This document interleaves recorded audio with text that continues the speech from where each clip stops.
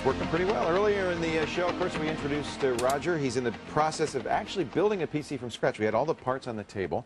Now, I noticed, Roger, you're keeping the parts on this bag. This is the bag the motherboard came in. Yes, and that's just because I don't want any stray discharge static. This is an anti-static material. It's an anti-static bag. Yeah. And I normally leave any imprinted circuit boards on it, but I just left the drive on. It's a handy thing. Well, it's a handy don't thing forget the drive has, you know, circuitry here. It has a here, logic board in it. So it can be, sometimes the bottoms of hard drives are exposed, things like that. So this is a handy little staging It's a handy thing area to do. And you've got the motherboard in. Now, how hard was that to put in? Did you have to screw it in? How does that go in? Generally, beneath it, there's little metal risers that you attach. They look like a little socket. Right. And basically what they do is they elevate the board off the base of the case. And you basically, what I did was, is I attached one at 4 corners and one in the middle. So when I put cards in it, I'm not pushing it straight without surface. So there's always support around it. So the risers are in the case, and then you put the motherboard on the riser, and then a screw goes through the motherboard into the riser. The only thing to really watch out for, I'm going to flip this around real quick,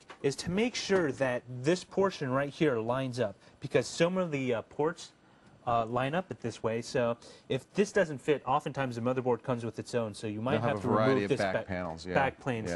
To put in it. One other thing that I've seen people do that's a big risk is if you put risers in the wrong spots, you can short-circuit the motherboard. Yes, and they oftentimes they come with plastic risers that you put at those spots. Those are safe, yeah. Those are safe because you don't want a piece of metal touching the motherboard where there isn't a screw hole. And if you're really, really paranoid, you can actually buy non-conductive washers that sit between the screw and the motherboard, so that you're doubly safe for that. This. All right, so we got the motherboard mounted. It's nice and firm. You put the video card in. I noticed you've already connected many of the cables. I connected many of the cables simply because I need to get them out of the way.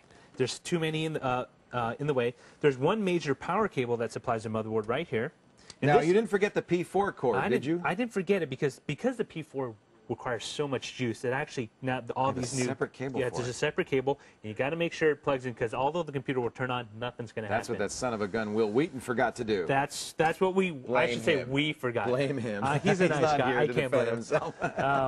Will watches, so we're just joshing. The only other thing I need to worry about is make sure none of these cables are touching the blades of the fan or some way would obstruct good airflow in the case. Well, first of all, you get a nasty sound if you turn up the machine. Yeah, it's going to sound like a baseball card in the spokes of your bike. You can also, in the worst case, strip off the insulation there and short circuit and stuff. That's not good either.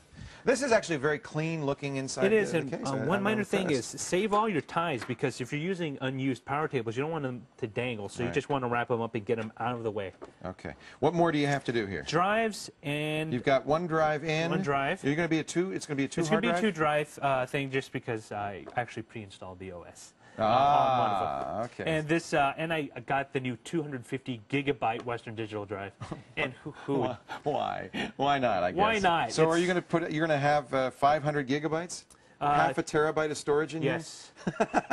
Why not? Why not? Why not? Is it who's getting this machine? This is a nice machine. It's actually going to all the parts going to go back to the vendors. Right back apart, huh? Okay. But it's always nice to play with new stuff. And the last thing we're going to put in here is the Sony DVD burner. This is the really nice. We really like this DRU 510. One note is I do not have a floppy in the machine because oftentimes all software these days come on a bootable CD. I can boot from the CD, and since it's not only DVD-R, it's also CDR, I can burn to it, so the floppy kind of loses its significance in the entire You know, you could put one in, there's $12. You don't have to. Don't have to. That's the beauty of building your own. Yeah. You get the choice, right? Yes. Right. While Roger works on the PC, you can find step-by-step instructions on building your own. You think you're going to make it? You got 17 minutes and 12 seconds. Building your own PC. I like to make him crazy. At techtv.com/call for help.